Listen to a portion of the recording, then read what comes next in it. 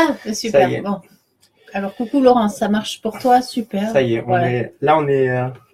ça devrait fonctionner à présent normalement.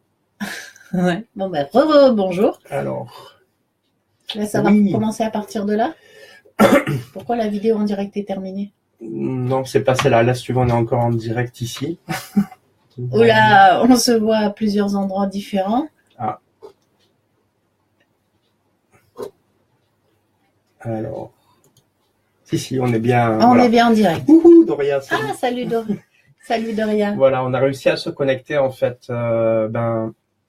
Merci et bienvenue à tout le monde. En fait, ce qui s'est passé grâce au conseil de Nicolas d'Akasha Web Radio, qui est un très très bon site que je vous invite tous à découvrir avec nombre d'intervenants et des chouettes interviews. Nicolas m'avait donné des conseils techniques avec un logiciel et j'ai tenté de le paramétrer, mais j'ai lancé la diffusion en direct où moi seul pouvais recevoir ce que je suis en train de diffuser. C'était en direct avec moi-même. Donc ce soir, on va encore passer par la méthode classique Facebook, où il n'y a peut-être pas une super qualité de son ou d'image, mais en tout cas, voilà. Enfin, l'essentiel étant que on puisse converser ensemble, échanger, et puis voir un petit peu comment ça se passe ce soir. Hein. On va le voir, on découvre toujours. C'est toujours la grande découverte. Ouais. Quoi dire d'autre? On présente les accompagnements. Tu commences, je commence. Oh non, vas-y. Ah. Tu le fais si bien, écoute. Voilà. Voilà, je m'appelle James. Je propose des accompagnements avec Muriel.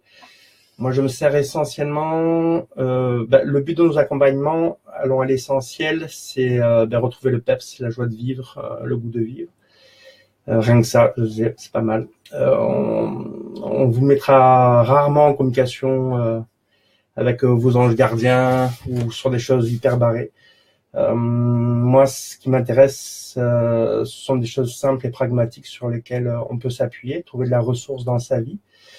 Pour ça, je me sers de la clairvoyance par rapport à une problématique, c'est-à-dire que je vais chercher l'information cachée qui est dans votre subconscient et qui fait une sorte de boucle énergétique qui fait que dans votre vie se reproduisent tout le temps les mêmes situations, des situations de souffrance, qu'elles soient matérielles, psychologiques ou d'autres ordres, spirituels aussi. La clairvoyance, c'est un très bel outil pour identifier, on va dire, l'origine du mal, en tout cas du dysfonctionnement, enfin peu importe comment on peut l'appeler. Une fois que c'est identifié, on passe par un travail d'harmonisation globale. C'est une méthode qui a été mise au point par Thérèse Quillet, où il y a encore là un processus d'identification avec de la kinésiologie. Donc là, on interroge le corps de la personne venue en séance par un test du bras pour interroger l'inconscient, pour confirmer ce qui a été vu en clairvoyance de mon côté ou en clairsentence du côté de Muriel. Une fois que on a bien identifié le problème, on va le libérer, parce que c'est le but, hein, c'est pas de rester avec. La libération, elle se passe, moi j'appelle ça de l'homéopathie énergétique, c'est-à-dire que on va faire répéter une phrase qui va mettre en contact avec cette souffrance et cette douleur, de façon à ce que ce qui est résidé dans l'inconscient passe dans le conscient, et tout ce qui est dans le conscient, passe dans la lumière, et tout ce qui passe dans la lumière, normalement, se fluidifie pour retrouver à l'intérieur de la légèreté. Donc ça, c'est le travail de libération. Dans un troisième temps, avec Muriel, on s'est dit que c'était pas suffisant parce qu'à l'issue des séances, on pouvait se sentir un petit peu fatigué, aller sortir des choses de soi, logiquement, on se sent peut-être un peu vidé. Enfin, en tout cas, c'est les retours qu'on a eus. Et on aime bien, moi j'aime beaucoup l'idée de ressources. Et donc, dans un troisième temps, Muriel ou moi canalisons un acte psychomagique, une phrase ressource, quelque chose à répéter pour accompagner ces transformations de manière à réinformer les cellules, à réinformer notre système, et de manière à accompagner toutes ces transformations internes, et j'ai envie de dire internes, donc cachées, en douceur, de façon à ce que dans sa vie, on passe concrètement à autre chose.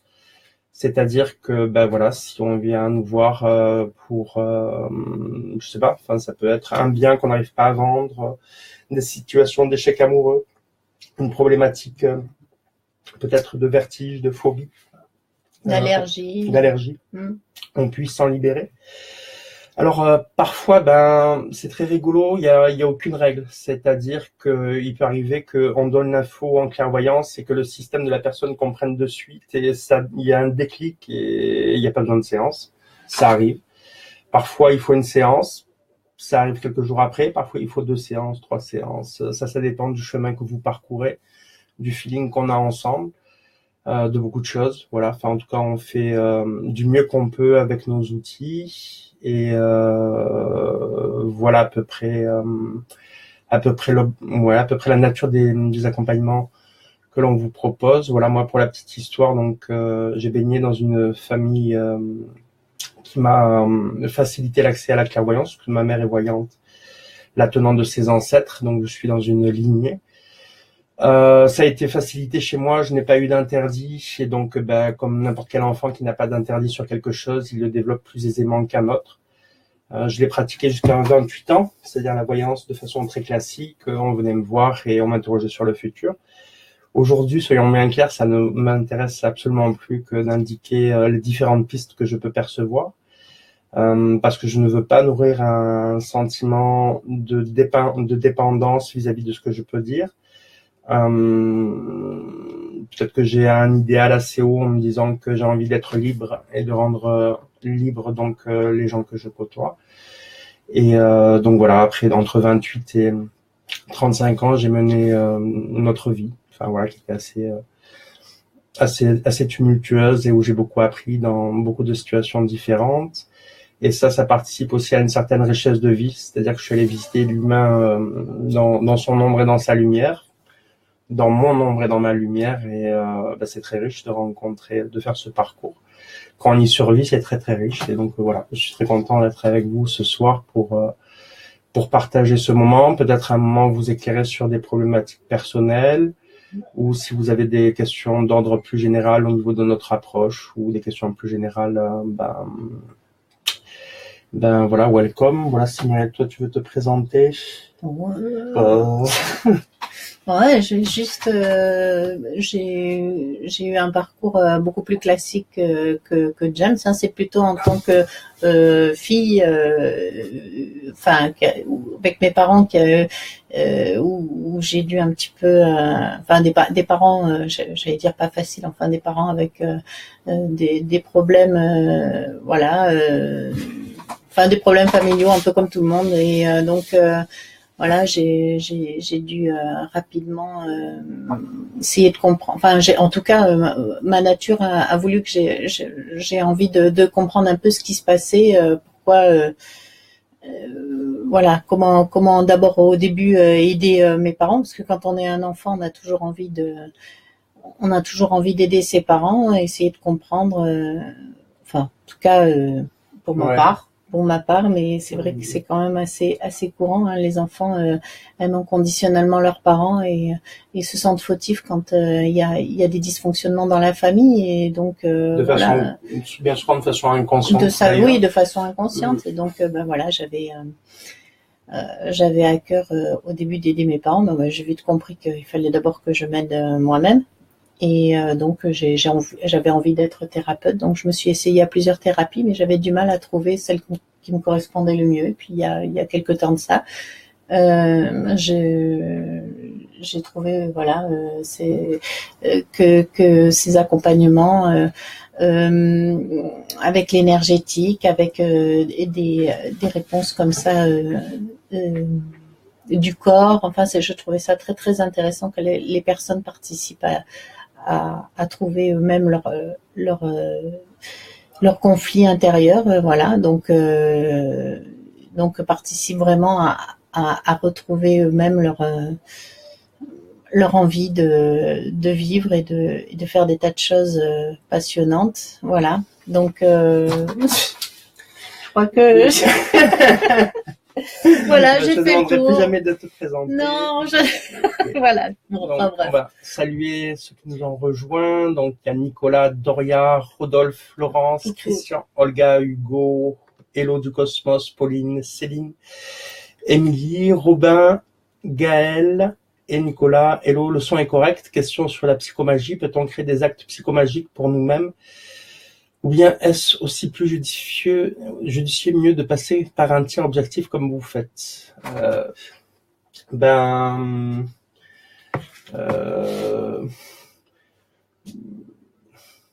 Moi, si à cette question, je répondrai par mon expérience. Quand j'avais une problématique, j'essayais de canaliser pour moi, ce qui est très dur en fait. La seule personne que je connaisse qui fait ça avec grande qualité, c'est Annick Berbesson, qui a beaucoup de pratiques en clairvoyance et qui arrive à canaliser des choses pour elle-même. On en discutait une fois avec elle et elle disait que c'était vraiment un stade avancé. Enfin, en tout cas, moi, j'en suis pas là. Les choses que j'ai pu canaliser pour moi en acte psychomagique, ça n'a pas donné grand résultat. Donc, quand j'y arrive pas, je demande à Muriel qu'elle se branche pour moi, par la méthode qu'elle souhaite, voir ce qu'elle peut trouver comme acte psychomagique pour s'en défaire. Et en même temps, on est un couple, donc c'est un peu chaud parfois dans l'énergétique et le couple. Voilà, il y a de l'affect. Et quand il y a de l'affect, il n'y a pas trop la neutralité qui est imposée. Moi, je suis partisan d'accompagner, surtout de me faire accompagner. Donc, si je suis là aujourd'hui, c'est que je me suis fait accompagner. Et quand j'arrive dans mes propres limites, je vais demander à Annick, qui est une copine, qui est une très bonne canal, pour voir si elle voit des choses sur moi. Là encore, il y a de l'affect, donc ça peut ne pas être neutre. Et quand j'ai vraiment des gros bugs où j'arrive pas à passer le cap et où je sens bien que j'en ai un besoin urgent, je vais consulter des personnes avec qui je me sens en confiance et à qui je corresponds. Ici, je pense beaucoup à Pascal Gomez, qui m'a énormément aidé. Voilà, il est à Marignane, son site s'est accepté de changer. Voilà, dans les actes psychomagiques ou quand j'ai un gros bug, j'hésite pas à aller voir quelqu'un. Je préfère aujourd'hui me payer une séance pour passer un cap par un éclaircissement de l'intérieur de quelqu'un qui est plus neutre, plutôt que de passer par la vie et de me prendre des claques et des murs et des nions. Voilà. Enfin, j'ai choisi l'évolution en douceur. Moi, je voulais quand même dire que oui, il y a pour moi, je pense qu'il y a des actes psychomagiques qui peuvent très bien fonctionner, à partir du moment où on a une info comme ça qui nous vient, je sais pas, par exemple pour s'aider pour un deuil ou pour on peut très bien faire des actes psychomagiques, à écrire une lettre ou à se faire je pense que quand même on peut le faire à partir du moment où c'est un minimum conscientisé. Alors le problème après c'est jusqu'où on peut aller dans les jusqu'où on peut voir la problématique, jusqu'où on peut voir où se situe le conflit, je dirais. Ça peut être mais bien sûr on peut tous, et on en fait chaque jour, même inconsciemment, des actes psychomagiques jusque là, mais bon, ça dépend. Si c'est une problématique très profonde, c'est moins évident, c'est clair. Voilà, ça dépend du degré de la problématique. Voilà. Même c'est peut-être que ce n'est que ma croyance. Ce que je découvre au moins depuis un an, c'est le réseau humain. C'est-à-dire comment j'apprends à prendre ma place avec l'autre en société, et comment je me refais confiance et je refais confiance en l'autre. Et à un moment, aller voir quelqu'un pour que cette personne aille visiter mes terres intérieures, il faut énormément de confiance. C'est la base. Il faut de la confiance dans le développement personnel, de la confiance et du respect. Et c'est à ces terres-là pour moi de développer, de m'ouvrir à un autre ou à une autre et de dire voilà, j'ai une problématique, est-ce que tu peux le régler?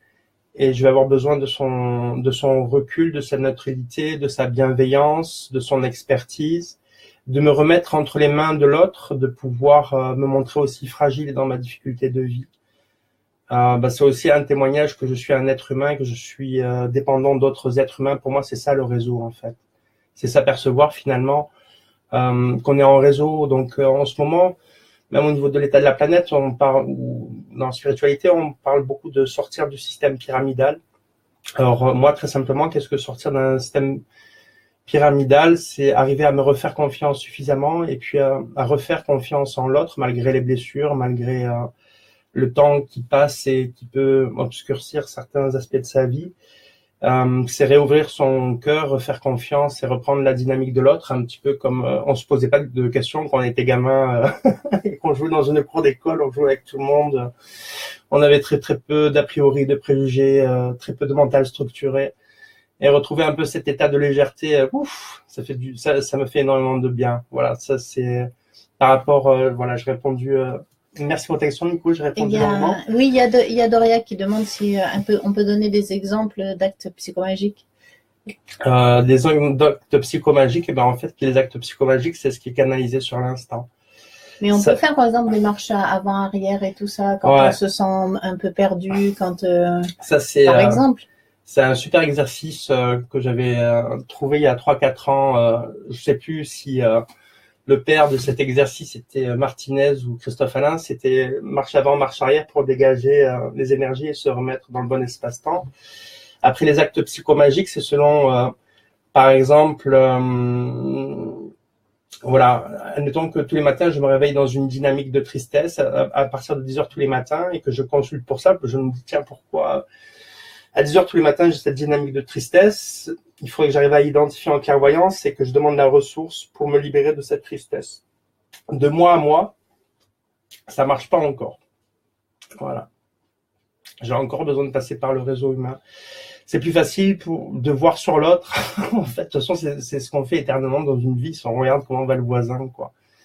On l'observe, ne serait-ce qu'en discutant et en s'enregistrant au micro, quand on entend le son de sa propre voix, on se reconnaît pas, on se voit pas vivre.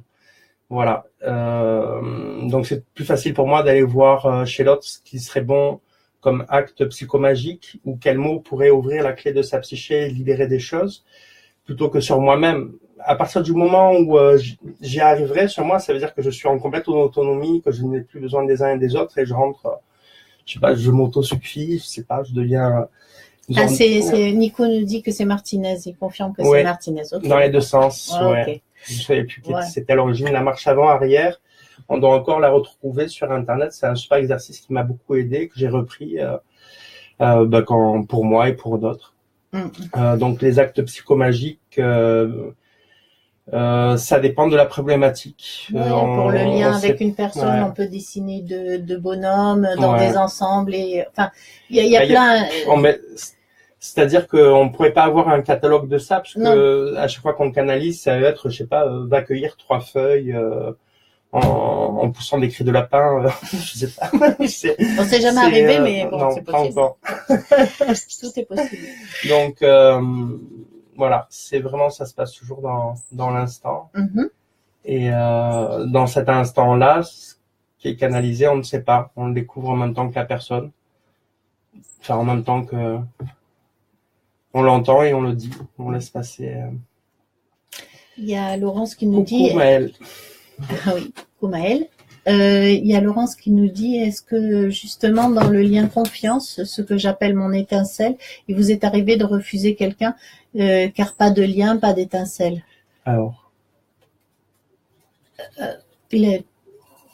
quelqu'un pas de lien, pas d'étincelle. Alors est-ce que justement quand le lien confiance que j'appelle mon étincelle, il vous est arrivé de refuser quelqu'un car pas de lien, pas d'étincelle?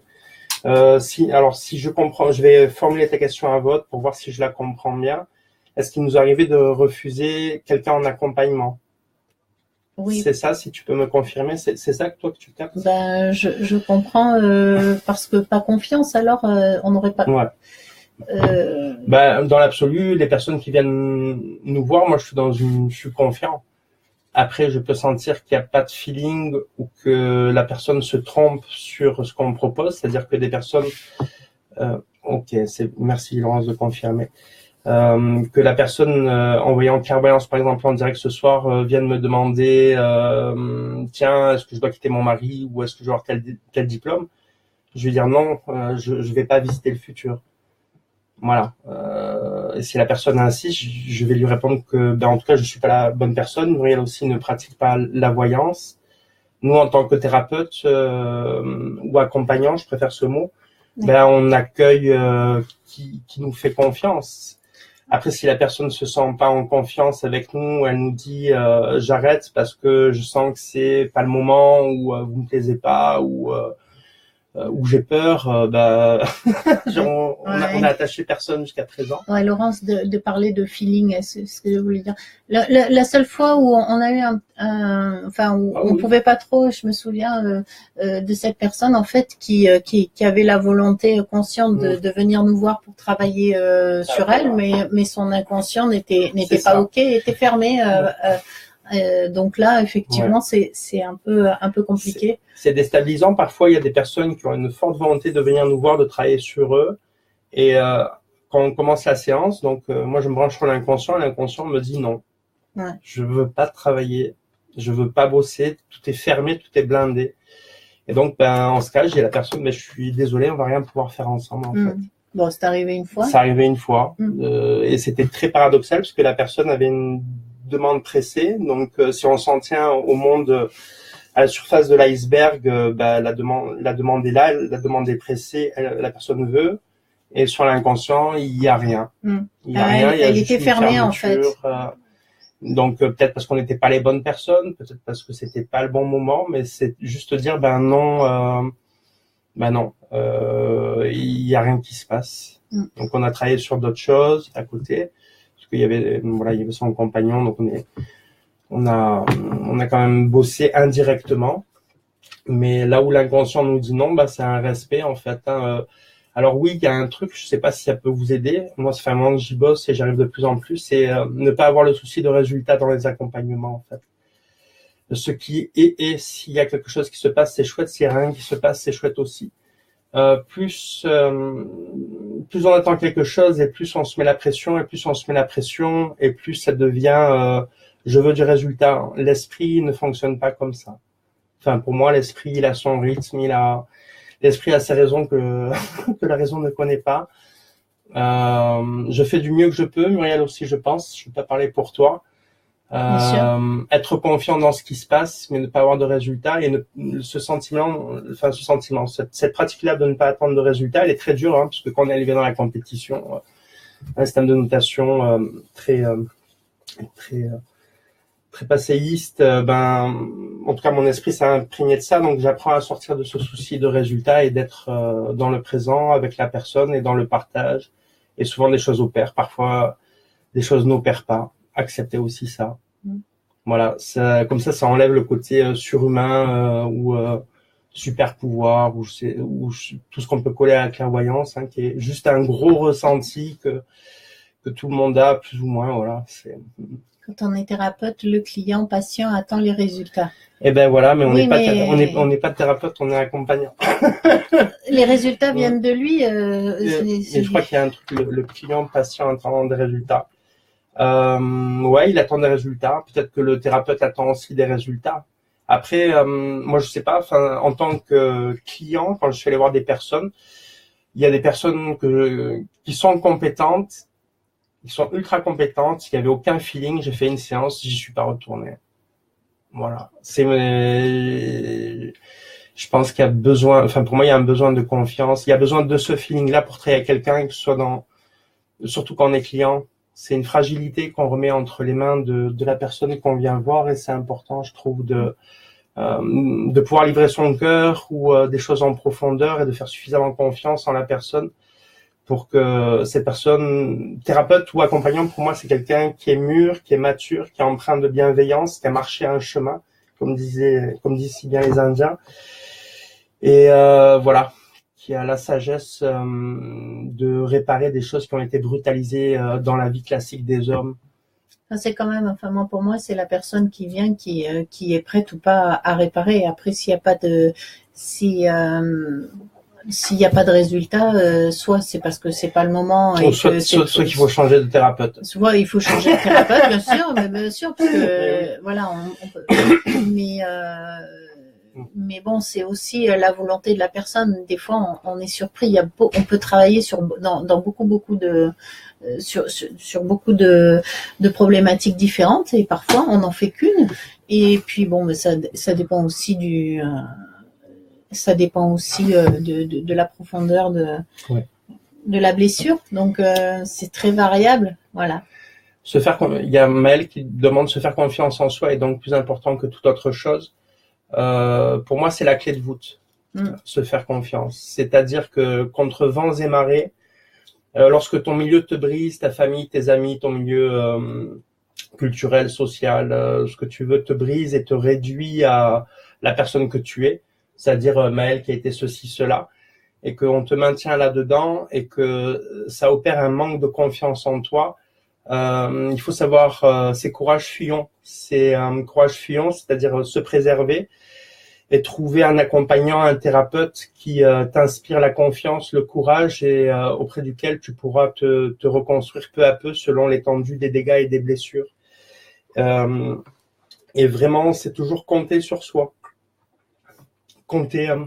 Ce qui fait la différence dans le travail sur soi, souvent ce n'est pas la qualité du thérapeute, c'est ce qu'on fait entre deux séances. Est-ce qu'on met en application ce qui a été, par exemple, proposé? Est-ce qu'on fait le boulot? Si on fait un soin à quelqu'un qui a un problème d'alcool et qui le lendemain et le surlendemain va au comptoir après la séance, je suis pas Merlin, c'est pas la fée Viviane, voilà. C'est sûr. Il y a une responsabilité de la personne qui vient et un investissement. C'est un accompagnement, ça se passe à deux. Et la confiance en soi, même si on en a très peu, prendre appui sur des amis ou des gens bienveillants qui conservent ça et surtout aller se faire aider par les 1000 méthodes qui existent maintenant. Je sais pas combien il y a de méthodes différentes dans le développement personnel, c'est impressionnant. Voilà. Ne rien attendre aussi, Laurence, lâcher prise. Ne rien attendre, moi, je sais pas. Dans mon expérience, c'était souvent quand je traversais des périodes difficiles. J'ai cette notion d'ouvrage. Tous les jours, je me collais à mon métier, je me disais, un jour ou l'autre, ça va aller mieux. Après, quand ça va trop mal, aller faire un petit peu la fête, voir les amis. Mais quand on a des choses lourdes à passer, il y a une notion de visiter ses intérieurs, il y a une notion peut-être de, se retirer en soi, de méditer, de se recueillir. C'est aussi des instants de silence, des instants de nature, prendre contact avec la nature. La nature est un très bon allié, moi je le recommande à tout le monde. Parler à un arbre, le prendre dans ses bras, des choses simples. Si on aime les animaux, favoriser le contact avec les animaux. Voilà. D'autres conseils ou tu vois? Ne rien attendre, c'est-à-dire certes ne rien attendre, mais faire de son mieux chaque jour, poser des jalons, poser à chaque fois des actes. C'est par les actes qu'on avance. Persévérer. Ouais, voilà. Percez, vous verrez, comme dirait comme dirait le père Burristenas, percez et vous verrez. Voilà. Mais surtout poser des actes, parce que effectivement, tant qu'on pose pas d'actes, des petits actes. Voilà, ça peut être très simple. Se regarder dans le miroir, dire j'ai confiance en moi, je me trouve beau, je me trouve intelligent, se répéter des phrases peut-être positives. Des actes magiques, on dont on parlait tout à l'heure. Mettre de la thune de côté pour aller voir quelqu'un qui lumière d'appoint. Lumière d'appoint. Ah, tu vois. Hop. Ah oui. Et la lumière fut. Pardon. Alors. Est-ce que ça va mieux? Voilà, merci Nico pour ton conseil de Nico d'appoint. Ok. Voilà, est-ce qu'il y a d'autres questions d'ordre général ou d'ordre plus personnel par rapport à méthode Coué? Oui, aussi. Pourquoi pas? Si ça te convient, Laurence, la méthode Coué, why not? Je connais pas moi, et toi? La méthode Coué. Tu répètes. Je suis formidable, je suis etc. Je vais de mieux en mieux. En général, c'est la phrase. Je vais de mieux en mieux chaque jour, d'accord. C'est la méthode Coué. Et puis, mais c'est un pansement. Voilà. S'il y a vraiment quelque chose qui nous tord le ventre, qui nous tord l'esprit, ne pas hésiter à aller se faire aider, quoi. demander aussi à ses guides, si on croit à ses guides, à ces gens, si on croit à ces anges, à l'univers ou à Dieu, à qui on veut aussi de l'aide. Hein. Ça, avoir cette humilité-là que de dire, putain, j'en peux plus. Aidez-moi d'une façon ou d'une autre, sinon je vais crever. Être bien clair et aidez-moi, quoi. Demander ça dans son fort intérieur, poser l'intention avec cœur et en ce cas, la vie, en tout cas pour moi, elle a été souvent généreuse. Et j'imagine que pour d'autres aussi. Maëlle demande, nous pouvons voir les questions des autres? Alors, ça, je sais pas. Techniquement, le chat défile. Peut-être que dans les commentaires, tu peux voir tous les commentaires, Maëlle.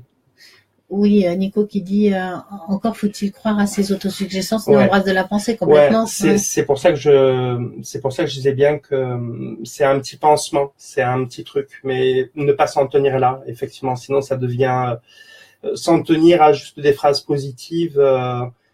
Si la problématique est lourde, si le schéma est destructeur, ce sera pas suffisant, il faut aller se faire aider. Mais voilà, ça peut aider au moins pour un temps. Ça peut être un point de départ, une amorce, quelque chose, mais ne pas s'en tenir là. Tout dépend du degré. Hein. Ben c'est enfin c'est toujours pareil. Ces pensées-là, si on n'y croit pas, je veux dire, on pourrait se regarder dans la classe et dire sans arrêt je suis belle, je suis belle, je suis belle, ou je suis intelligent. Si au fond de soi on n'y croit pas, je suis pas persuadée que ça fasse beaucoup d'effet non plus. Donc voilà, c'est vraiment aller voir du coup cette faille qui fait que on n'arrive pas à se trouver beau, intelligent ou autre chose. Voilà. Alors, si une sensibilité aux argiles de tout type peut être d'origine psychosomatique, quelle est votre méthode pour travailler dessus? Oui, ça peut être d'origine psychosomatique et ce qu'on découvre avec la méthode qu'on emploie pour l'instant, qui est la clairvoyance et l'harmonisation globale. On peut aller chercher la racine, l'origine de pourquoi se sont déclenchées ces allergies et parfois en une séance, parfois en 2, en 3, faire en sorte que cette allergie, en tout cas, n'ait plus lieu d'être. Voilà. Et il y a beaucoup de choses d'ordre psychosomatique en fait. Hein. Oui, souvent. Tout vient de l'esprit. Voilà. Ça peut être aussi physique pour un vaccin ou un truc comme ça, mais souvent, ouais, c'est psychosomatique. Alors, une question d'Émilie. Est-ce qu'un blocage au niveau d'une quelconque démarche peut être lié à un blocage inconscient ou un travail peut-il être fait à ce niveau-là? Ben, je vais te répondre oui, complètement, Émilie. Tu veux répondre? Non, vas-y. Ouais, complètement. Enfin, voilà. Moi, dans ma vie, quand j'avais des blocages, je sais pas, au niveau, par exemple, des boulots que j'entreprenais, que je me retrouvais dans des boulots assez durs et mal payés, que ça se reproduisait, c'était un blocage d'évolution pour moi. Et quand je suis allé bosser sur moi, grâce à l'aide de personnes, j'ai pu déceler que en fait, c'est des choses qui venaient de beaucoup plus loin que ça, des choses que j'avais, comme on dit, engrammées à l'enfance, c'est-à-dire cristallisées dans l'enfance, et parfois c'était pas moi, mais des ancêtres, et parfois c'était pas des ancêtres, mais des vies antérieures. Enfin, moi, j'ai cette croyance de vie antérieure. Je pense que on en a plusieurs, comme les chats, des vies, je ne sais combien, mais on en a quelques-unes. Et que quand je suis allé visiter l'origine de ces blocages, et quand j'ai fait un travail de libération, peu à peu, à l'intérieur, je me sentais d'une part beaucoup plus léger, et la vie m'offrait très pragmatiquement d'autres choses. Voilà, où c'était plus question de boulot hyper galère mal payé ou de sale plan ou des schémas de pauvreté que je mettais systématiquement en place et qui me faisaient penser que j'allais sauver le monde et puis dormir dehors. Enfin voilà, tout un bordel dans ma tête que j'ai réglé à mesure et que je continue à régler, quoi. Voilà. Et c'est pour cette action intéressante. Hein. C'est vraiment pourquoi je propose des accompagnements avec Muriel. C'est vraiment parce que ça a marché sur moi et que je trouve ça beau. Sur nous même. Ouais. Je peux pareil pour toi. Oui. Et que je trouve ça beau et que j'ai envie de partager ça avec les accompagnements qu'on propose ou voilà. Dorian Hugo, avec plaisir. Qu'est-ce que dit Émilie? Moi, j'ai le désir de faire un travail sur moi accompagné, mais je n'arrive pas à passer le cap. Ben, pour passer, c'est une question ou c'est juste pourquoi tu passes pas le cap? Moi, ce qui m'a fait passer le cap, c'est la souffrance. C'est-à-dire quand ma vie était devenue trop difficile. Voilà. Ouais, trop intolérable. Trop intolérable. On n'a pas le choix, on a les pieds au mur. Ça a été le décès de mon père, brutal, et voilà, une femme que j'aimais énormément, une rupture amoureuse, des choses qui m'ont plaqué au sol et qui m'ont pratiquement anéanti. Et à cet instant-là, je me suis dit, bah tiens, pourquoi pas. C'était ça où je me jetais, et j'ai choisi ça. Donc je te le souhaite pas du tout d'arriver à ces extrêmes, mais bien souvent, ce que je peux constater dans les gens qui font du travail on va dire du travail de développement personnel, c'est la plupart, c'est parce qu'ils ont atteint des seuils critiques, hein. Prise de drogue, divorce, maladie, cancer. Voilà, on n'est pas. Enfin, moi, je me considère pas comme intelligent. J'ai toujours morflé et après, je me suis posé des questions, quoi. Aujourd'hui, je préfère la faire à l'envers. Je veux plus morfler. Émilie rajoute en fait, le fait même d'y penser me crée des angoisses. Je cherche conseil. Donc, pourquoi tu n'arrives pas à passer le cap? Est-ce que tu veux une info en clairvoyance par rapport à ça, par rapport à cette incertitude? Moi, je pense qu'elle, c'est ce qu'elle recherche. Bon.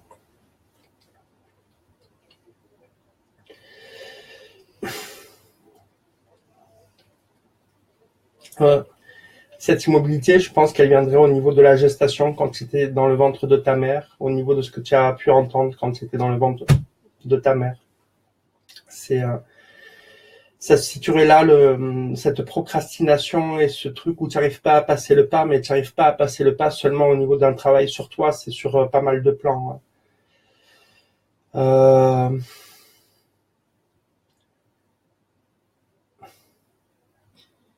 Moi, ce que j'ai eu comme info, c'est que tu aurais une mauvaise guidance. Je sais pas si... voilà. Elle n'a pas compris la question. Émilie. Quelle question? Si il voulait... la question, c'est-à-dire que par rapport à ce que tu me disais...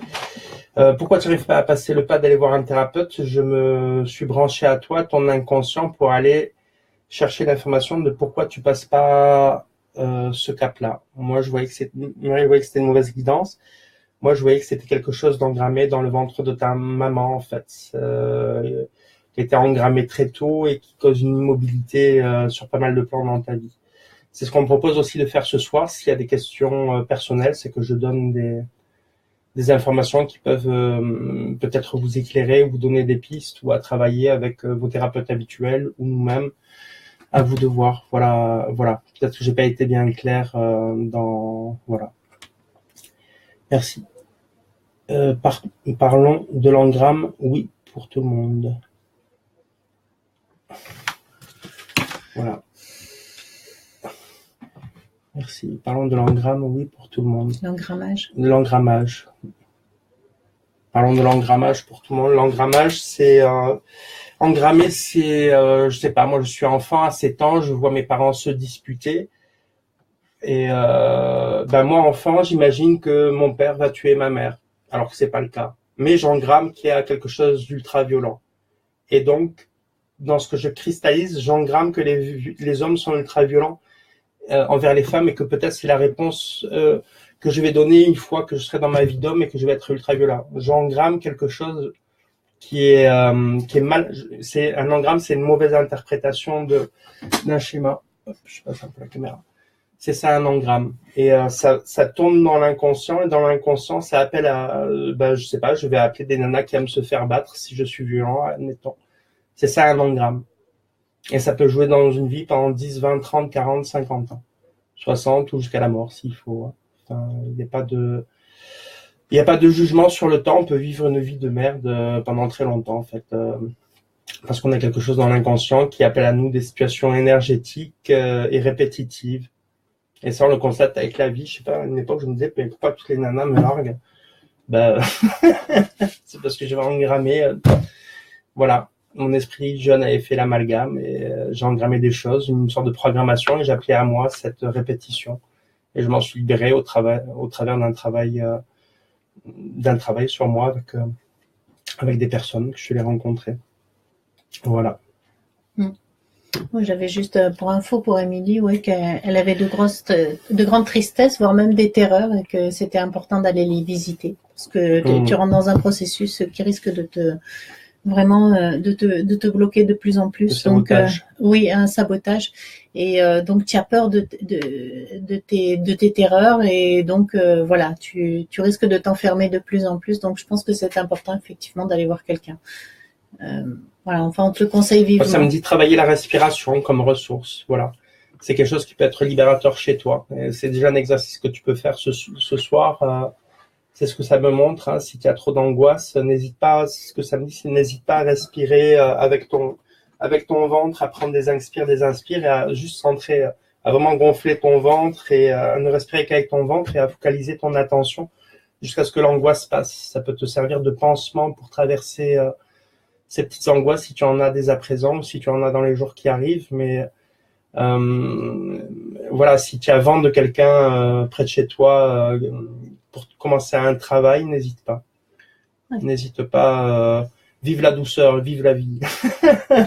Nous sur Skype, hein, si tu veux aussi, bien sûr. Oui, voilà. Oui, sur Skype. Ça sera avec plaisir. Oui, bien sûr. Ou d'autres. À toi de voir. Voilà. Est-ce qu'on a raté des questions au fur et à mesure? Est-ce qu'il y a d'autres questions plus générales, plus personnelles? Je reprends un peu. Voilà, Laurence qui dit carrément d'accord avec la souffrance et les épreuves. Qu'est-ce que... Émilie, mauvaise guidance de ma mère, donc... Alors, je sais pas si c'est ta mère. Attends, je vais voir.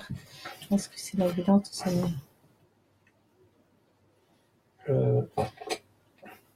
Non. J'ai pas. Moi, ça résonne, ton schéma, il résonne sur remettre le pouvoir aux hommes et au masculin. Voilà. Une sorte de dépendance où tu n'as pas pu t'exprimer pleinement dans la relation du couple, où tu as souvent remis ta vie dans ce que projetait l'homme. Ça, c'est pas OK. C'est ça, la mauvaise guidance, ça résonnerait sur ça. Maëlle. Moi, tu vis trop dans la peur des autres. Voilà, donc tu as des croyances que voilà, beaucoup de monde te veut du mal, enfin en tout cas que les autres peuvent être un danger potentiel, et donc tu as du mal à faire confiance et tu t'enfermes de plus en plus. Maëlle me disait l'engramme dans l'embryon. Ben l'embryon, il y a quelque chose qui s'appelle le projet-sens. Le projet-sens, c'est 9 mois avant l'accouchement, 9 mois durant la grossesse et 9 mois après l'accouchement, donc 27 mois. Dans ces 27 mois, un individu engramme énormément de choses, quoi. De son histoire familiale, de ses parents, où est-ce qu'il vivait, qu'est-ce qu'il vivait, est-ce qu'il y a eu des déménagements, est-ce que ça se passait bien, est-ce que... Voilà. Et dans un embryon, pour moi, peut engrammer aussi énormément de choses. Ici et maintenant, avec les énergies, voilà, quand on est mère, quand on va accoucher, avec les énergies de maintenant, je pense qu'il y a peut-être moins de choses qui peuvent se cristalliser lorsque la mère a déjà fait un travail sur elle et qu'elle est consciente des énergies en présence et qu'elle prend soin d'elle. Il y a moyen de nettoyer beaucoup plus rapidement qu'il y a 40 ans, par exemple. Ça, voilà, c'est plus que, voilà, ça c'est canalisé en direct pour toi, Maëlle. Il y a Hugo qui demande: ma mère est actuellement dans une période de grand doute. Elle se demande si son chemin va changer. Il y a des années de cela, quelqu'un lui a dit qu'elle allait être entourée d'eau. Vois-tu quelque chose à ce propos? Ah, ça c'est quand, ouais. Alors pour ta maman, Hugo, ça résonne avec sortir de ses habitudes. Je crois qu'on avait vu ça une fois il y a 1 ou 2 semaines. Est-ce qu'il pourrait opérer le déclic, qu'elle fasse des balades ou qu'elle visite des villages qu'elle n'a pas l'habitude, qu'elle se donne un programme où il n'y ait pas de programme. que ce soit sur l'envie, qu'elle se dise tiens, je vais visiter aujourd'hui en se levant le matin telle ville ou tel village, qu'elle sorte de ses habitudes. Il y a un grand besoin de respiration actuellement pour prendre des décisions qui engagent plus et que la pensée soit plus claire.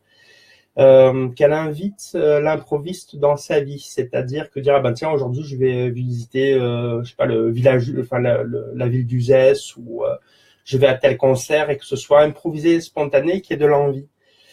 Pour que sa vie reprenne le dessus, il faut qu'elle se livre à l'improvisation de la vie avant de poser des choix clairs de changement de vie et de maison. Regoûter la vie, c'est regoûter l'imprévu. Voilà ce qu'elle aurait besoin d'entendre et surtout de pas d'entendre, de vivre.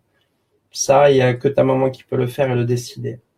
Ça peut être avec quelqu'un qu'elle aime bien, ça peut être accompagné si elle le souhaite. S'il y a quelqu'un qui est à ce moment-là à côté d'elle en disant bah tiens oui on va là, ouais ok banco j'y vais, petit grain de folie qui peut ranimer bien des choses, notamment de elle a besoin, enfin pour moi ça elle a besoin de ça pour vraiment ouvrir de la clarté d'esprit par rapport à notre choix de vie. La personne qui lui a dit qu'elle allait vivre près de l'eau, peut-être pas, j'en sais rien. Je veux pas voir. Moi ce qui m'intéresserait c'est que ce soit un choix de son cœur et qu'elle fasse son âme et conscience et libre de toutes ses dépendances. Voilà, donc... Oui, mais c'est... très... Bon, c'est... qu'elle évite de garder ses failles et qu'elle... D'accord. Et elle aura une guidance beaucoup plus assurée. Ouais. Sortir de la routine. Voilà, c'est ça. Et qu'elle aille visiter un petit peu aussi ce qui lui fait peur. Voilà. Il y a encore des questions, j'avais pas vu derrière. Alors, merci pour tes conseils, Émilie. Avec plaisir, Maëlle. Alors, Laurence, t'arrives à lire ou... Oui, aujourd'hui, la porte de la sophrologie s'est ouverte à moi et je m'épanouis pleinement dans cette approche avec l'autre. Je reste toujours en conflit avec un côté clairvoyance que j'assume pas et qui devient de plus en plus présent. J'ai du mal à trouver ma place avec le côté thérapeute et scientifique et avec le côté magique. Oh ben ça c'est une bataille de vieilles et de nouvelles écoles ça. Qu'est-ce qui est important, Laurence? Est-ce que c'est le titre qui est important? Est-ce que c'est je suis sophrologue, je suis clairvoyant, je suis naturopathe, je suis dermatologue? Est-ce que c'est vraiment le titre et la méthode qui importent? Pour moi, j'ai le sentiment que non. Pour moi, c'est il y a des choses qui viennent à toi, ça passe par la clairvoyance, mais accueille-les. Pratique-les, vois ce que ça donne quand les personnes viennent avec toi en accompagnement. Si c'est ok, c'est juste. Pour moi, c'est l'expérience, c'est certainement mon côté empirique où j'ai besoin de faire les choses et d'en tirer des conclusions. Plutôt que de partir de la théorie en disant ok, je vais être clairvoyant, ok, je vais être sophrologue et c'est telle technique.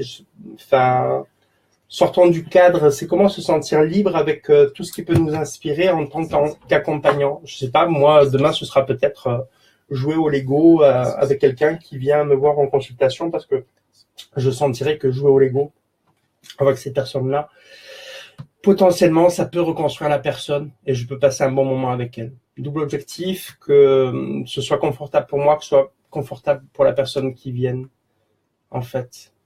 Le côté magique, pourquoi le côté magique te dérange? La vie est d'une magie folle et insensée. On navigue parmi 1000 milliards d'étoiles.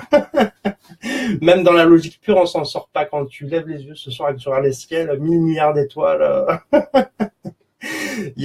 On est dans la magie. Qu'on le veuille ou non, voilà. Fais avec, quoi. C'est pas trop se perdre dans cette idée, hein, mais voilà. C'est ce qu'on vit présentement, tous les êtres humains, nous. Après, la science, c'est notre forme de magie, hein. Regarde le téléphone portable, c'est 2 boîtes qui communiquent à des milliers de kilomètres. C'est une forme de magie qu'on peut peut-être expliquer, mais on parle des ondes qui a déjà vu une onde. Voilà, enfin, qu'est-ce que la magie? Est-ce que c'est pas des ondes qui se déploient d'une certaine façon? Est-ce que les anciens n'avaient pas des codes pour déployer ces ondes-là, pour communiquer? Voilà. Peut-être ouvrir son esprit à aussi l'imprévu. Peut-être que c'est Peut-être que c'est la thématique ce soir du groupe. Pourquoi pas s'ouvrir à l'imprévu? J'ai l'impression que c'est fait voir, oui. Alors, oui, il y a quelque chose avec l'imprévu pour chacune des personnes présentes ce soir. Ouvrir sa vie à l'imprévu. Faites l'expérience de l'imprévu. Mettez ça dans votre vie, demain, après-demain, après-demain. Faites quelque chose qui n'est pas au programme et qui surgit spontanément de vous, même si c'est sortir sur le trottoir 30 secondes pour aller fumer une cigarette. J'aurais peut-être pas dû dire ça, mais tant pis. Oui. Voilà. Ouais, ça pourrait être pour moi, c'est la thématique du groupe. Autour de l'imprévu. Offrez-vous ça dans cette semaine et si vous le souhaitez, faites-nous un retour. Voilà ce que ça peut libérer peut-être chez toi, Laurence, aussi, d'accueillir cet imprévu, cette magie. Si la clairvoyance, elle est là pour toi, c'est génial. C'est chouette. Tu vas pouvoir partir avec un nouvel outil. Ça fait peur. Ben, la vie fait peur.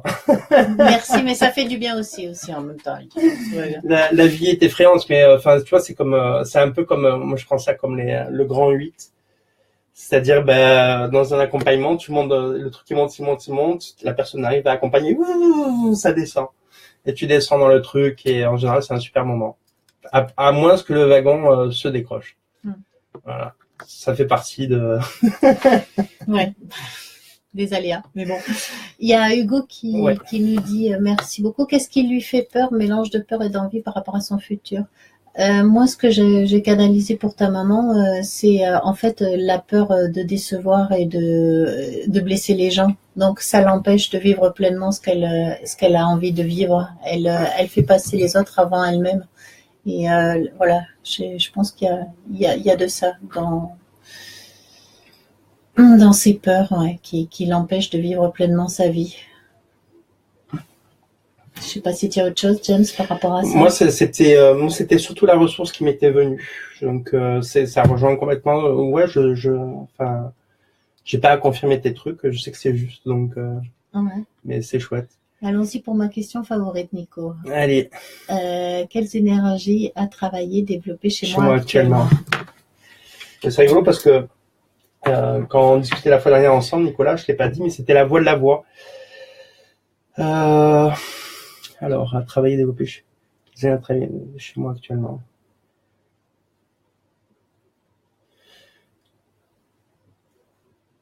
Alors, ça résonne sur l'inconscient suprême et maître. Lâcher l'organisateur.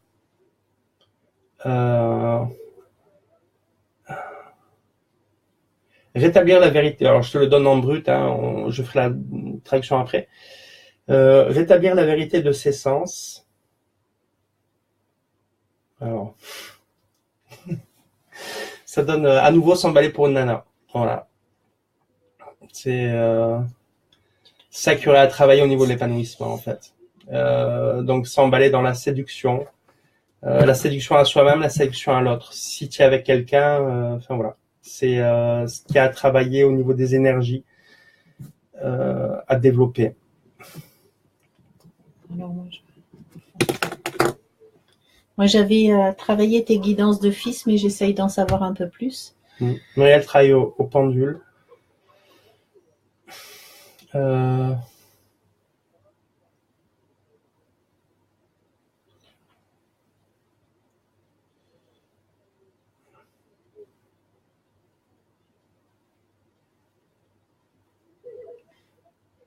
Tu veux aider tes parents? Sur Nicolas. Le besoin du rêve gratuit s'impose. Alors, c'est sortir de l'organisation et ce qui vient, c'est le besoin du rêve gratuit s'impose. Pour remettre de l'ordre, il faut mettre du chaos. Voilà, ça travaille. Alors, c'est une invitation au chaos. C'est un truc assez bizarre. C'est une invitation au chaos, c'est-à-dire on reste sur la thématique vraiment. J'ai l'impression que c'est vraiment pour c'est une énergie de groupe. On reste sur l'imprévu, le petit chaos personnel. Mettre peut-être réhonorer le côté punk. Un petit temps, pas longtemps, mais pour mettre encore du peps ici. Voilà ce que je ressens pour quelle énergie à travailler. Ce serait les énergies en fait de déstructuration pour trouver d'autres formes de liberté. Voilà. Donc c'est pas un travail structurant, c'est plus un travail déstructurant pour mettre de l'espace, pour mettre du vide et dans ce vide-là que d'autres choses adviennent. Ben, moi, j'avais qui voulait aider ses parents, ça lui prenait beaucoup enfin, il avait beaucoup de pression par rapport à ça, donc un peu lâcher ses pressions, ouais, donc et travailler, ouais, un peu plus, un retour à soi pour, ben justement dans ce que tu disais, ça rejoint un petit peu ce que tu disais, donc avoir un peu plus un élan vers sa créativité, c'est ouais, le vide et le chaos qui est organisateur de la joie en fait. Donc je dis pas à grand monde, mais ce serait plus partir faire quelque chose d'un peu déstructurant et d'un peu foufou. Voilà. Alors, après. Oula, attends, ça défile vite. Là, ça, c'est ok. Ça fait peur, c'est mon travail actuellement. Voilà. Je suis plutôt Émilie, je vis l'imprévu. Je le vis plutôt comme un problème. Bah ouais. L'imprévu, chouchou. Merci Doria. Accepter d'être imparfait. C'est ça.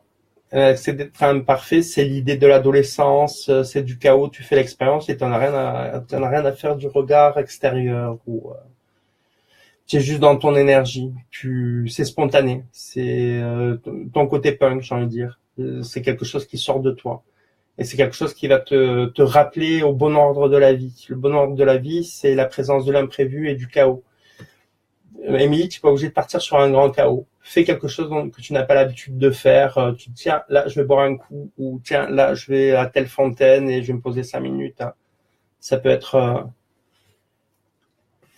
quelque chose de très simple et de confortable, Émilie. Tu n'es pas obligé de te mettre en danger à chaque fois dans tes décisions de vie. Tu peux poser des choses très simples et très douces pour toi. Ça, c'est important que ton esprit le reçoive. Ok, merci Nicolas. On est raccord sur mes perceptions personnelles.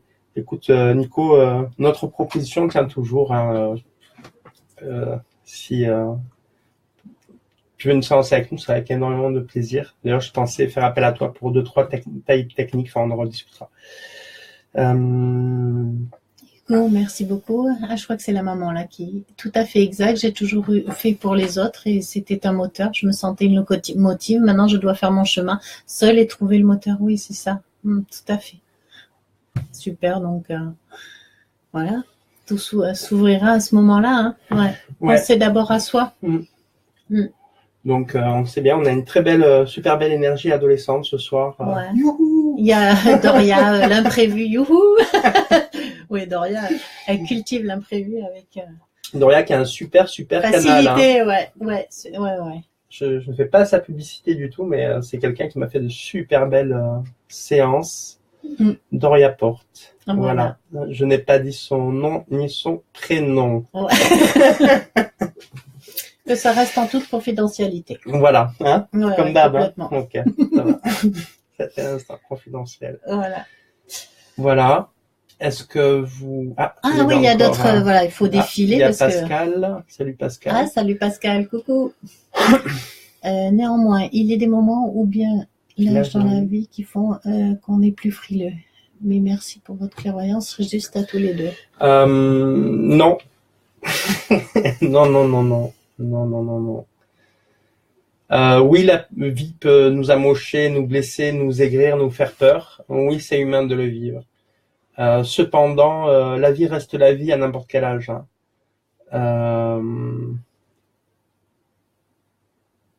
La vie peut être là. Si tu as 70 ans, tu n'auras pas un corps de 20 ans, mais tu peux avoir l'enthousiasme des 20 ans. Aller visiter cette terre intérieure et mettre de la lumière en soi, c'est fait pour... même si tu as 70 ans, une soixantaine d'années, ne pas t'aigrir, ne pas dire putain ce monde c'est de la merde, c'est tous des enculés. c'est continuer à vivre, c'est continuer à ouvrir son cœur malgré les tempêtes. Et c'est important.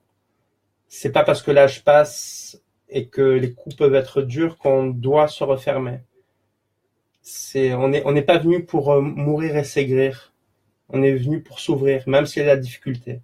Et on peut prendre appui les uns sur les autres. S'il y a un sens au réseau humain, c'est accepter déjà les conseils qu'on donne peut-être. Si ta maman pratique là l'exercice d'aller balader, peut-être qu'il peut se passer quelque chose, ou d'aller voir quelqu'un, ou de se confier, ou de se réouvrir, de se mettre en marche, de tenter le coup. On est là pour miser. On est vraiment là tous pour miser qui qu'on soit. Même quand toutes les portes paraissent fermées, on est là pour miser. Moi, je crois en ça, sinon je serais pas là. J'irai faire autre chose. Voilà. Youhou. Que pensez-vous des prières? Des bisous à vous. Moi, j'adore. Il y a certaines prières que j'adore. J'aime bien Saint-Joseph quand je me connecte. Les prières, c'est rigolo que tu poses la question. Hier, on était avec un monsieur qui avait toute une collection de prières. Et en fait, il nous a donné plein de prières. Et je pense que moi, je vais m'en servir pour moi et je vais m'en servir dans certains accompagnements. Il y a des très belles prières. Les prières, c'est des mots, c'est des intentions. On est judéo-chrétien. Si on se sert de l'énergie d'un saint avec qui on est en résonance, on a raison de le faire. Moi, j'adore travailler en accompagnement avec l'archange Raphaël, ou avec des lutins, ou avec des elfes, ou avec un dragon. Voilà, on a beau m'expliquer qu'il vaut mieux se brancher à la source, je trouve ça plus fun de donner ce visage-là à la source. C'est ma culture, c'est là où mon cœur verse. Donc, si j'étais musulman, ce serait des prières en arabe. Si j'étais juif, ce serait peut-être le Talmud. Si j'étais un peu plus païen, je ferais des cérémonies avec les chaînes. Enfin, voilà.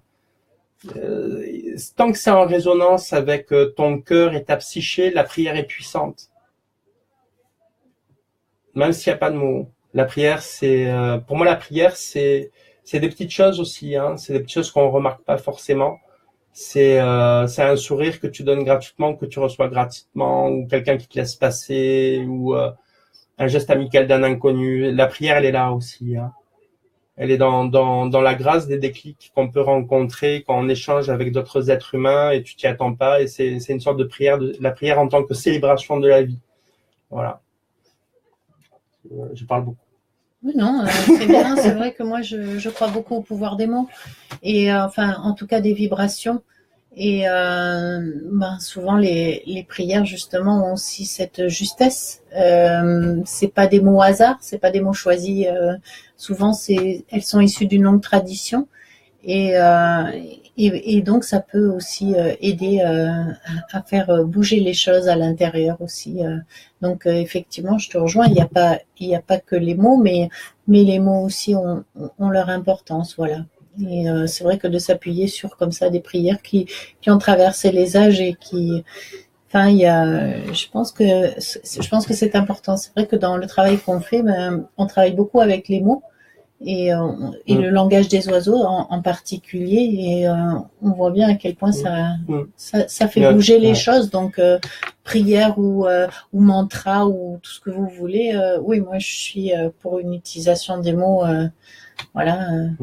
Mais elle dit oui, mais pour ceux qui ne croient en rien, eh ben c'est quelqu'un qui, je sais pas, une personne qui vient nous voir, qui ne croit en rien, ben peut-être qu'on va pas canaliser une prière ou une ressource qui va le correspondre. Ça peut être un acte, ça peut être se regarder nu devant un miroir et arriver à se fixer pendant 5 minutes. Hein. Le regard, c'est aussi une sorte de prière. C'est adapté. Il y a si la personne a un gros problème avec toutes les religions, c'est aller trouver une autre ressource. Se balader dans la nature, c'est aussi une forme de prière, c'est être en communion. La prière, on peut y mettre plein de choses. C'est un recueillement, en ce sens, de recueillement et de célébration de la vie. Voilà. Donc la vie est riche d'inventions. Donc voilà. Oui, puis croire en rien, c'est quand même assez. Enfin, je pense qu'on croit, on a quand même certaines croyances. On peut s'appuyer sur quelque chose quand même, Mm. si ce n'est pas croyance dans un au-delà ou je ne sais quoi. On a quand même la croyance au moins de ne pas croire en quoi que ce soit. Enfin, je sais pas. Il y a toujours une croyance. On peut toujours s'accrocher à quelque chose. Il y a Mel qui te dit merci Mumu, donc les mots comme des mantras ont une résonance. Pour nous, oui, clairement. Ah oui. Nous, Oui, on oui. s'en sert énormément dans les accompagnements. Avant la phase de l'harmonisation globale, Muriel et moi, on essaye d'ouvrir la porte de la psyché en canalisant des phrases qui puissent ouvrir énergétiquement la personne. Et après, on se sert de l'harmonisation globale. On canalise des mots. Les mots sont des clés qui ouvrent la psyché pour nous. Des fois, des Voilà. mots qui veulent sont rien dire, tout à fait. enfin, qui ne veulent rien dire dans notre de prime abord. de prime abord, mais qui ont des résonances, voilà, Ça, avec la personne. Complètement.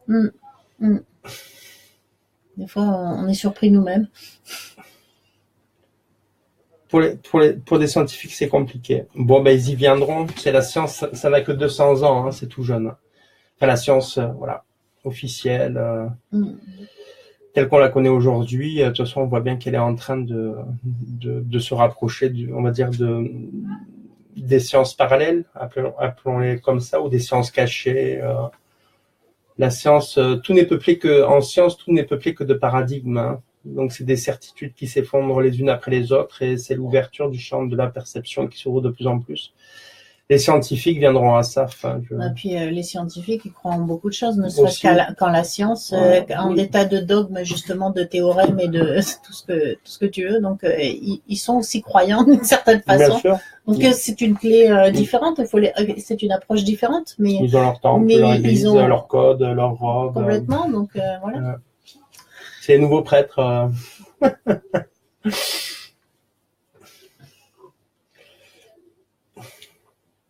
Bravo, ça rebooste. J'étais en train de m'endormir. Dans mon train-train quotidien, moi, la curieuse hyperactive. Eh ben, écoute. Youhou!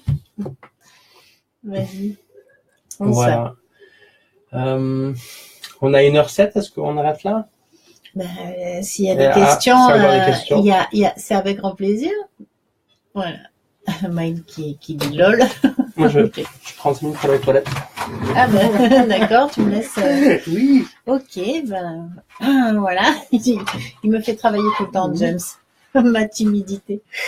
Bon, ben alors est-ce qu'il y a quelqu'un qui veut demander quelque chose? Personne? Ah. Alors peut-être que c'est l'heure de passer à autre chose. 21h45. Ouais. Non?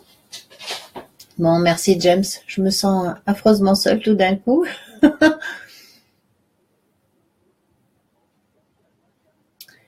Bien.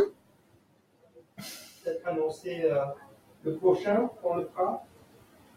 Bon, mais écoutez, je ne sais pas. Je pense que là maintenant, on va peut-être juste annoncer. La prochaine vidéo conférence, mais en fait je sais pas quelle date, donc on n'a pas encore choisi de date pour la prochaine. Pour la prochaine, on n'a pas encore choisi de date. Ben non, c'est pour ça.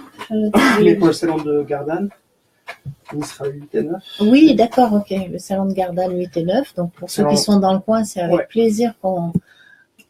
Il y avait tout ça encore. Ah oui, ça descend, ok. Oh là là, j'ai rien compris moi. Mimi, on est avec toi. Merci Maëlle.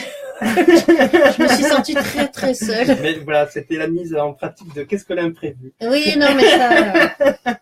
Non mais avec James, c'est tous les jours, c'est ouf, c'est du sport. J'ai lu l'article qui préconisait afin de se débarrasser d'un stress post-traumatique, de noter les détails de l'événement et de le répéter chaque jour jusqu'à ce que les symptômes disparaissent. Qu'en pensez-vous? Moi, je pense que c'est bien quand il y a quelqu'un qui t'accompagne pour te faire un retour sur... dans cet exercice-là, ça me fait beaucoup penser à l'harmonisation globale, ce qu'on pratique. Répéter les symptômes à voix haute, de façon à les contacter, à délier l'énergie. Je trouve que c'est plus confort quand il y a quelqu'un d'expérimenté qui t'accompagne dans ça.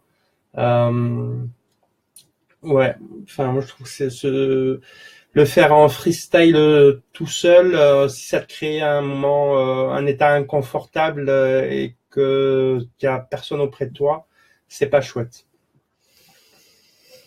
Voilà. Ouais, puis répéter chaque jour, c'est rester tout le temps quand même dans une énergie lourde. Donc le répéter une fois pour s'en débarrasser, ça c'est sympa, mais chaque jour, ça c'est quand même assez. Du coup, ça l'ancre un petit peu dans le quotidien.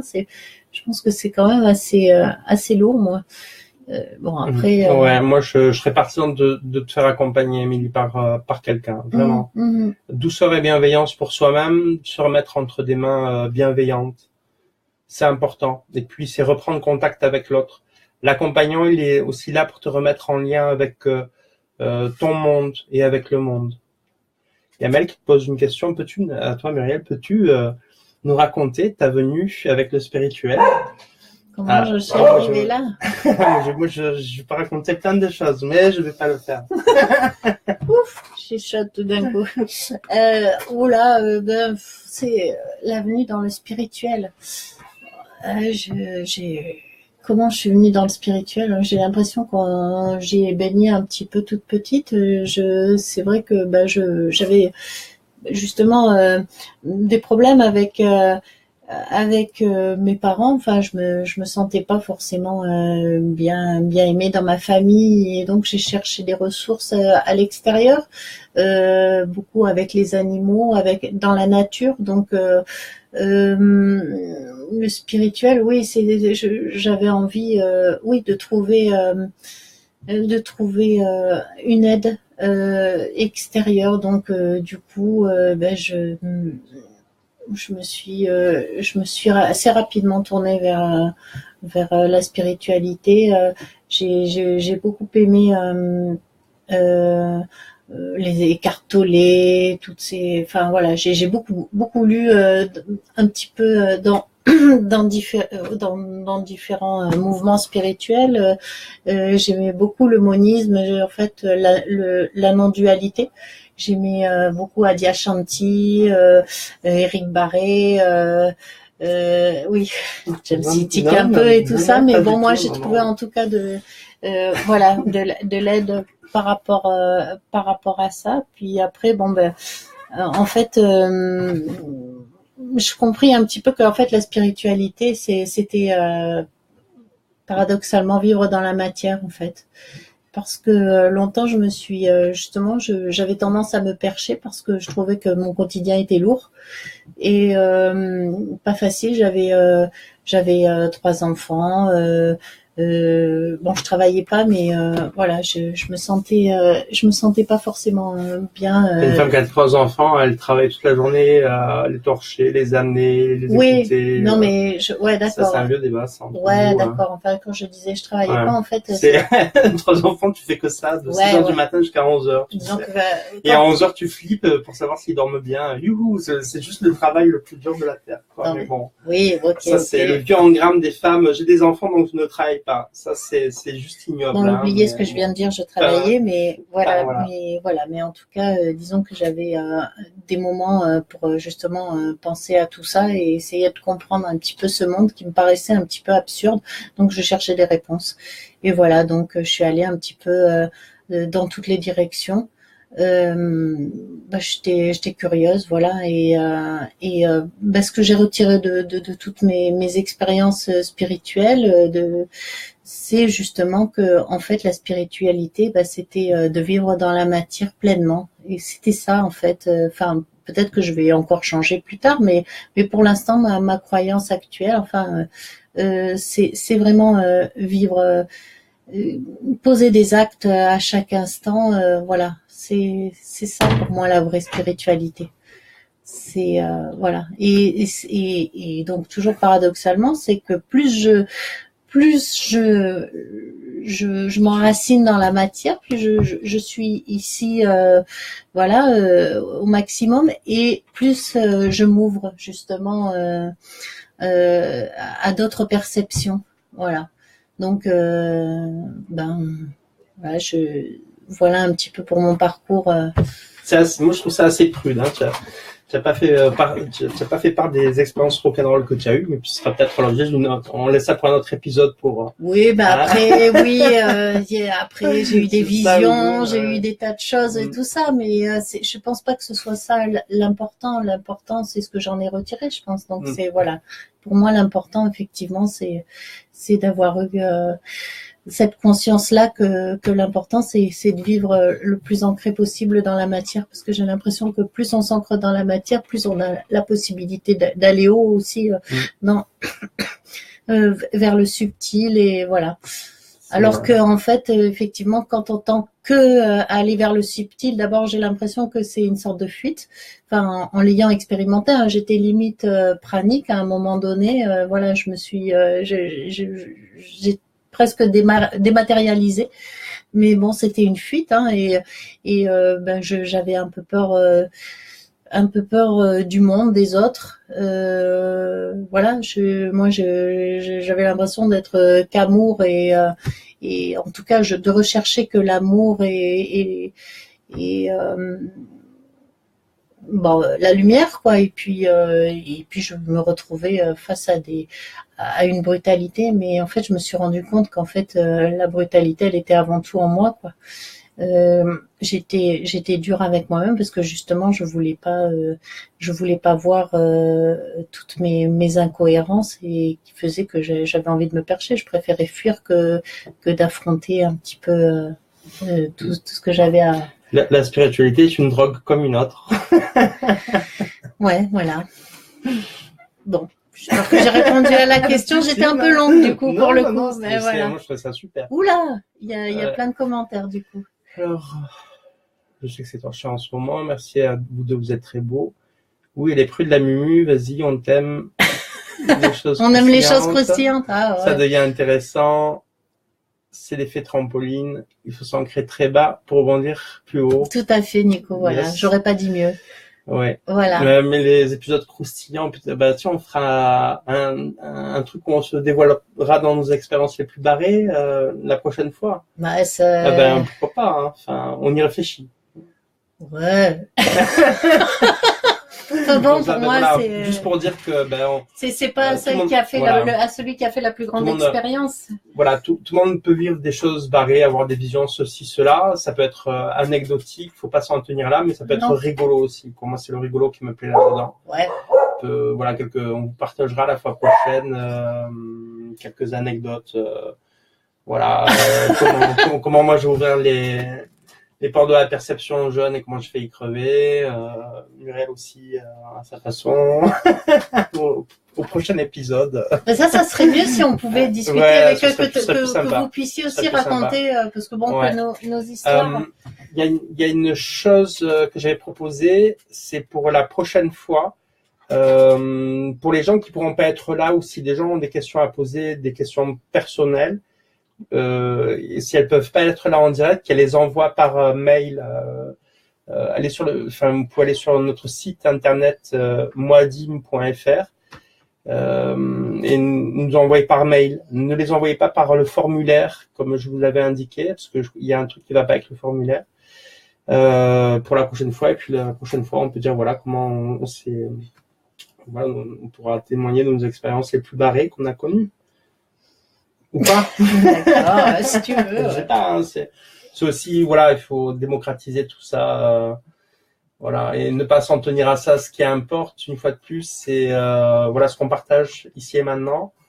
Les informations qu'on a pu vous donner, les informations de ce que nous sommes, en fait, de comment on est arrivé là. Si ça vous inspire ou pas, de vous partager ça peut être inspirant ou pas. Dans les questions perso, dans les canalisations de Muriel, vous donner des pistes par rapport à vos problématiques, faire que ça avance pour vous. Voilà, on est des êtres humains, on tente de vivre ensemble les uns avec les autres. On a trouvé ce moyen-là pour honorer ça. Voilà. Mmh. Les mots de la fin. Ok, travail. Voilà, mais on vous embrasse tous. On vous remercie pour votre présence et puis vive. Merci pour vos encouragements. Ouais, pour les encouragements. Non, mais c'est bien. Voilà, on était dans l'imprévu, il s'est passé quelque chose, donc c'était chouette. Pour l'énergie du groupe, n'hésitez pas à poser ça aussi du petit imprévu pour vous. Et voyez comment ça bouge, reconnectez un peu votre côté punk, ce petit chaos. Vous pouvez aller en sécurité, mais voilà, ce petit grain de folie à mettre, et ça peut réactiver beaucoup de choses qui sont essentielles dans la spontanéité de la vie. Connectez ça. Voilà, toute belle connexion. Regarde, il y a plein de choses en fait à chaque fois. Voilà, il faut redescendre. Vous êtes un bon duo. Féminin, oui, j'ai vu ça tout à l'heure. On va vous écouter, c'est gentil. Moadim signifie quelque chose. Ah oui, ça c'est le mot de la fin appartient à Muriel. Moadim, ça c'est Muriel. Oui, en fait, Moadim vient de... ça veut dire rendez-vous en hébreu. J'ai adoré ce mot. Mais justement, moi, j'aime beaucoup les mots. J'aime beaucoup les langues anciennes et j'ai travaillé un peu sur les lettres hébraïques, les symboliques. J'aime tout ça. Moadim, donc ça veut dire rendez-vous, et j'avais entendu ça une fois parce que j'aimais bien justement par rapport à la non-dualité, ce dont je vous expliquais tout à l'heure. Il y avait Yvan Amar qui avait appelé le lieu où il faisait ses rendez-vous, ses réunions, enfin voilà, c'est satsang là, il faisait ça à Moadim justement. Et quand j'ai entendu Moadim, ça me fait vraiment une résonance et j'ai adoré. Donc j'ai cherché à savoir ce que ça voulait dire. J'ai vu que donc ça voulait dire rendez-vous pour des fêtes et tout ça, religieuses ou pas. Et voilà, et je trouvais que donc le lieu où j'avais décidé de faire construire la maison, enfin le terrain, ça s'appelle Moadim. Voilà, ça s'appelle Moadim. On n'est pas de confession hébraïque. Pas du tout. Voilà. Non. Moi, je nourris une admiration pour le peuple hébraïque et leur musique surtout. Voilà, c'est juste voilà que ça avait une résonance particulière. Et puis voilà, j'ai demandé au gardien des lieux. S'il apprécie ce nom, il avait apprécié. Donc voilà, j'ai dit on va appeler ce nom Moadim. Voilà, ce lieu Moadim. Voilà. Ok. Pour la petite histoire. Oui, super. Maëlle qui nous dit merci. Vraiment, la prochaine co. Ok. Voilà, ce sera là. On dévoilera notre aspect rock'n'roll. Oui, enfin parce que on va pas passer une heure non plus là-dessus, mais voilà. Par contre, si vous avez des témoignages, moi j'aimerais beaucoup plus que ce soit interactif. J'avoue que moi, juste les petites images comme ça, j'ai beaucoup de mal. Il me tarde de pouvoir vous voir en direct quand on arrivera à ça, tu vois, avoir parce que c'est assez difficile pour moi, voilà, mais ça va beaucoup plus facile pour toi. Non, moi je pense que je l'ai beaucoup plus facile à pouvoir voir quelqu'un, lui laisser la parole. Ouais, c'est ça, c'est difficile, voilà. Là, c'est vraiment virtuel, mais en tout cas, merci pour votre présence. Pour vos encouragements, pour vos gentillesses, vos bons mots, et puis j'espère qu'on a pu vous aider un petit peu à y voir plus clair. Voilà, en tout cas, on a passé un très bon moment, merci beaucoup. Merci. Bravo, encore merci. On adore vous voir sans que... que vous nous voyez. Vous vous planquez. On abordera ça, mais aller ensemble, ce sera aussi l'objet de la prochaine thématique. Rebondissons dessus, c'est pour vivre, il faut se montrer. Ouais, voilà. Mais ça, c'est bien que tu le poses. Pour vivre, il faut se montrer. Je t'assure, Maëlle, que c'est du travail pour moi, mais j'ai bien compris que... Même on essaiera de mettre au point un petit exercice, voilà. Donc l'aspect rock'n'roll de nos expériences, et pour vivre, il faut se montrer. Ça fera une thématique de groupe. Ok. D'accord, très bien. On vous dit à bientôt, et puis belle intégration, des belles choses à vous. Voilà. Belle nuit à vous, nous dit Hugo. Voilà. Ouais. Merci les amis, des très bons moments. Tant mieux. Avec plaisir. Voilà. Au revoir. Bye. À bientôt. Ciao.